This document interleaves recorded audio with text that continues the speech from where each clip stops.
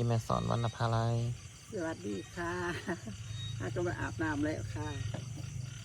สี่3 ทุ่มนะพี่น้องเว้ยง่วงนอน เย็น แน่ สบายดี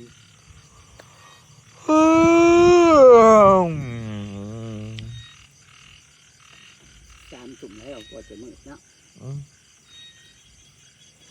ขอบคุณทุกกำลังใจนะ ขอบคุณหลายๆเด้อ สรุปแล้วกับบได้แล้วดอก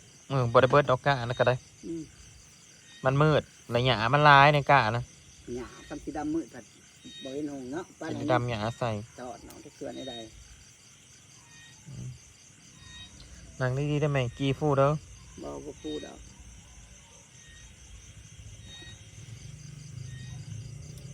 จอดอะไรล่ะพี่น้องเอ้ยดำให้ดำนาก็สิได้เอา แล้วซองให้ นั่งเรือจองช้ำให้ FC บอกว่า พอแล้วได้สำนีก็เอาซะบอ บอกพ่อดีแล้วพี่น้องมันเปิดยังหลัง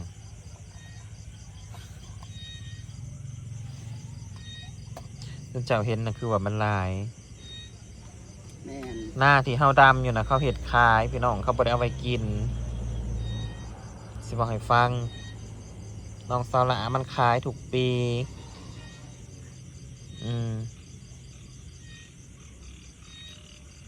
พอเกี่ยวข่าวแล้วก็ปั่นแล้วก็ขายคาลานเลยบ่ได้เอาไปเก็บไปกินที่เขาเอาไปกินนั่นคือพี่ทงตัวนี้ต้นหนาเทียงหันอยู่หนาเทียงเอาไปกินนะกำนาแม่น้องเทนส่วนหน้าน้องสลานั่นบริเก็บไปกินพี่น้องเขาไปขาย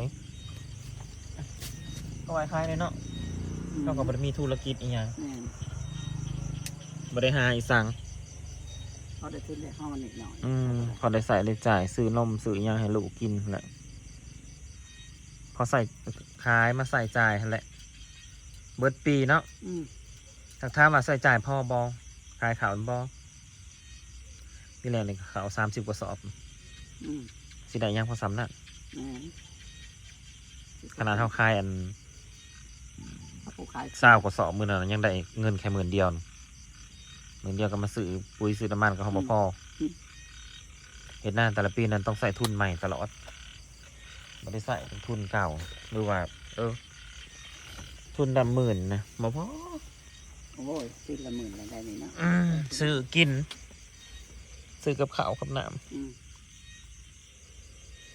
มันมาพ่อดอกสำนักนะมาพ่อเลยเห็ดไว้จังหาถงนี่พอดีข้าวสาคอนเนี่ยกับขังแล้วเหล่าขาวซองเหล่าไม่เห็นบ่หน้าก็ค่อยชิดชงเชียงตาบ่เขาจะจำพวกบริปลาได้สิ่งจะให้จะกันหน้าเฮามีลายเฮาก็ต้องเห็ดให้มันเบิดเท่าไหร่พี่น้องเฮาสิไปปลาไว้เห็ดยังปลาไว้ซื่อๆนะบ่ปลาไว้มันก็เสียเนี่ยที่เสียภาษีปลาไว้ซื่อเสียภาษีแต่ละปีพี่น้องภาษีเนี่ยได้เสียทุกปีนะจ๊ะบ่แม่นว่าปีนี้บ่ได้เห็ดเลยปีหน้าอะไรเขาสิบ่เก็บภาษีได้เสียรายปีนะจ๊ะภาษีน่ะแลมื้อนี่อีแม่สิได้ไปโอ้ยอันเว้ากับเพิ่นเรียบร้อยบ่แม่เรียบร้อยแล้วเพิ่นโทรมาแต่ทราบบ่ย่างก็ได้จะไปน้ำอายเด้อแต่ทราบบ่บ่เช้าก็ได้6-7 โมงเกิดจังหวัดสวรรค์เด้ก็สั่มอีแม่เตรียมโตเขาเลยแม่นกับแม่ก็แจ้งกามาเช้า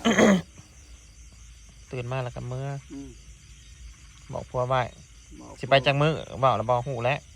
เพิ่นก็ยังบ่ได้กำหนดมันเห็ดแลนบัตรแล้วเนี่ยมันต้นทำบัตรง่ายก็ได้มาง่ายเพิ่นน่ะ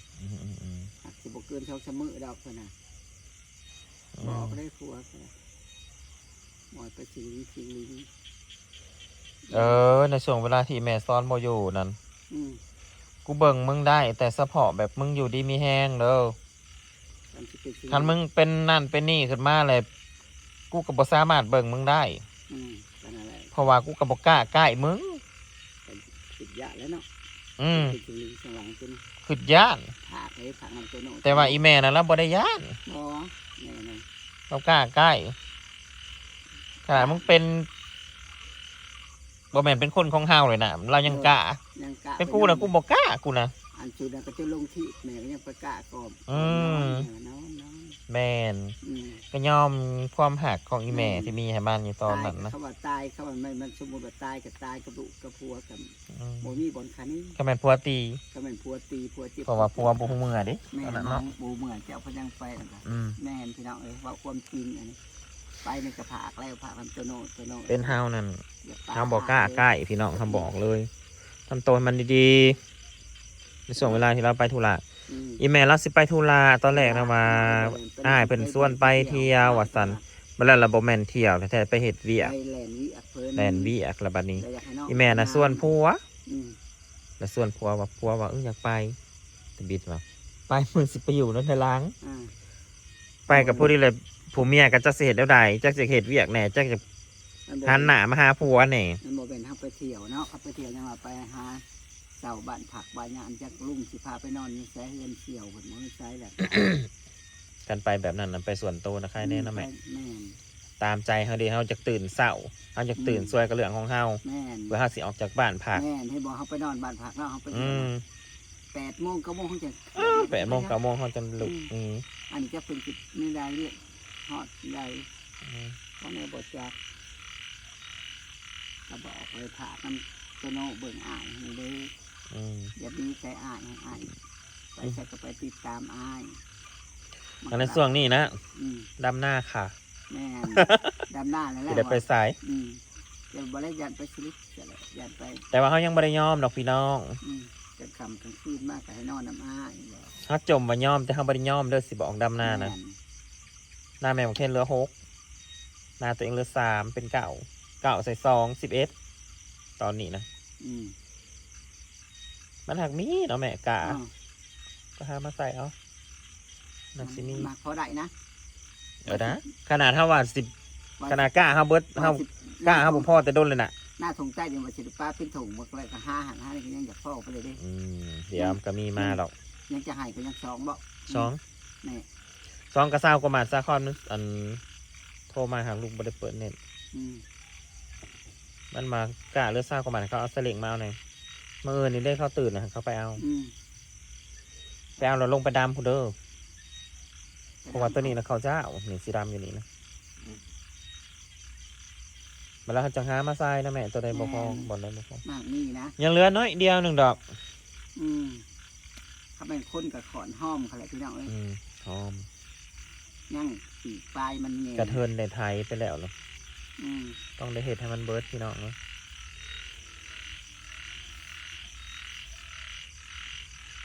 เอามาก็ไปเที่ยวทำบัดออกมาได้นะกับหมูปลาลูกปลาพัวไปดอกพี่น้องเอ้ยอ่ายกับพี่จันเป็นพี่น้อง เสียงเขียดห้องสนานนี่พี่น้อง เป็นเอาจะไปน้ำอ่างสะกอนโดยที่จะไปดอก มอตะนอนเนาะ อืม ไปกับมิตรนอนอย่างเดียว ว่ามันก็เลยมีจะนอนนะ นั่งรถมันยังนอน ลูกนอนมาได้ลูกนะ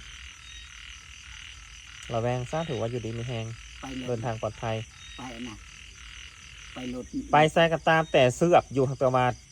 สิให้นอนก็ให้นอนบ่ได้นอนบ่รับ แต่บ่อยขึ้นไปหน้อยหนึ่งกันรับแล้วก็ข้าวหอดเวี่ยง โอ้ นอนกับกระทินกับต่างเรียกเลยกับกระทินกันรับเสียงก็เป็นไง กระโพดกระโพ เดี๋ยวไว้สิ ด ครับ เนี่ย นอนเลยนะแต่ไปเวี่ยงเถื่อนทันทีตำบลโปจักเผาหนึ่งละสิเมนละเนี้ยละคางละปุกลุกมาเจ้าจะไปนอนก็หนาในกันดานเตรียมตัวแล้วล่ะ อย่านอนนี่คือ แต่ละกระเตือน เวลานั่งรถนั้นเขาเศร้าหามว่าบ่อยากให้นอนแต่ยังจะบ่อยากให้นอน เพราะว่าให้มีสติ แม่น สติระวังตัว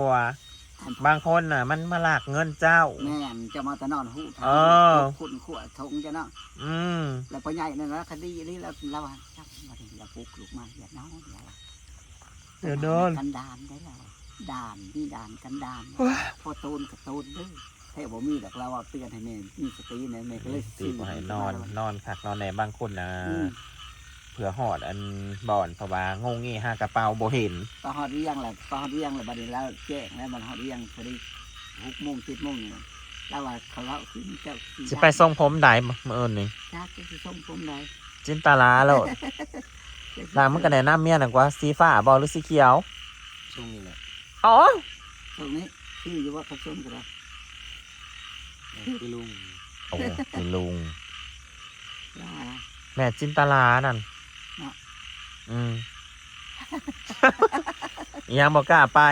บอกกล้าแต่งไปบอกกับอ้ายนะ สิไปยัง จินตลาโหลดแม่เลิศไปโหลด มันมีจินตลาครับ กับผมยาวเป็นอะไรตัวแม่เคยผัดหมักซองเอามาดเอามาด เอาตัวมาเลย แม่เอามาดก่อน อ่า กับจินตลาไปน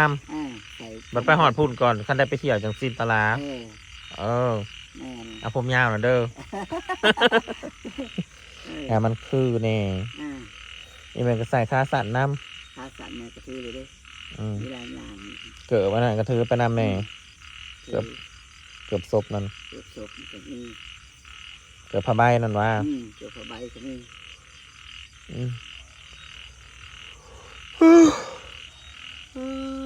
พี่น้องไปแล้วลุงว่าคำมันฮาเลนบัตรแต่มันคำมันน่าจะของลูกสาวประเดี๋ยวจะพาไปแลนมันไม่ยากแล้วของนางเสียมันก็ยังไม่ทันในแถว